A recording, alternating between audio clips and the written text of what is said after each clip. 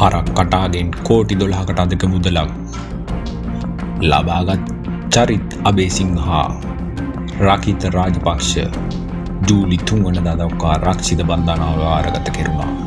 ඒත් සමගම ප්‍රබල පාතාල කල්ලිනායක හරක් කටාගේ බිරිඳ හා ඔවුන් දෙදා අතර ඇති වූ බවට පැවසෙන සංවාද ඇතුළත් හඬපට කිහිපයක්ද මේ වන විට අන්තර්ජාලයේ සැරිසරනවා.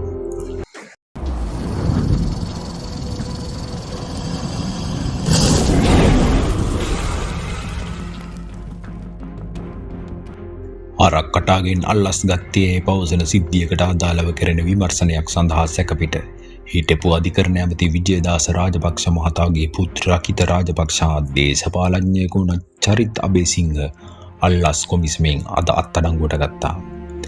ඉන් අනතුරුව අධිකරණයට ඉදිරිපත් කොට ඔවුන් දෙදෙනා ජූලි 3 වෙනිදා දක්වා රක්ෂිත බන්ධනාගාරගත කිරීමට නියෝග නිකුත් කෙරුණා.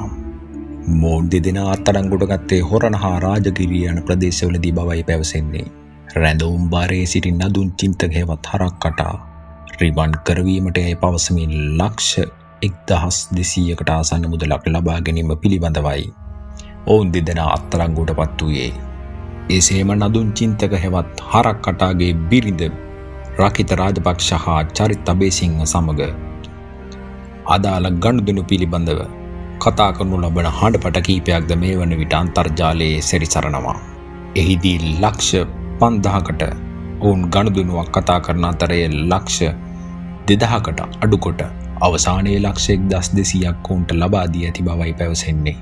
මේදී හිටපු පොලිස්පති දේශබන්දු තෙන්නකෝන් හා හිටපු පොලිසිය භාර ඇමති ටිරාන් අලස් පිළිබඳවද සඳහන් වීම සුවිශේෂී කරුණක්. මේට වසරකට පමණ පෙරදී හරක් කටා අධිකරණයට රැගෙන එන විට මොහු මේ පිළිබඳව මාධ්‍යයට අදහස් දැක්වුවා. අපි එම වීඩියෝවද දැන් ආරම්භමු.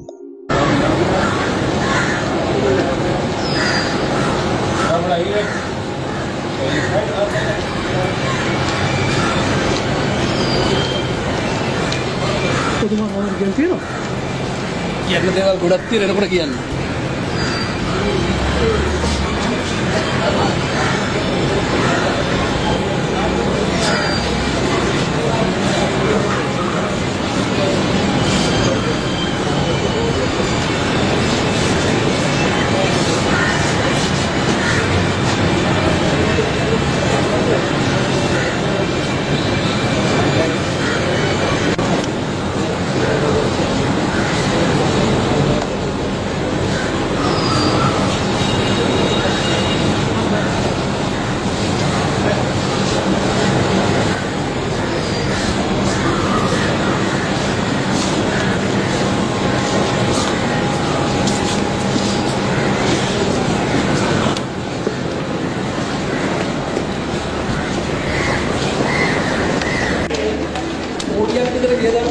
තංගල්ල කියන්නේ ටිරාන් නලස්ටයි දේශබන්දු දෙන්න කොණ්ඩයි කෝටි 30ක් දුන්නේ තියෙක. ඒක දාන්න.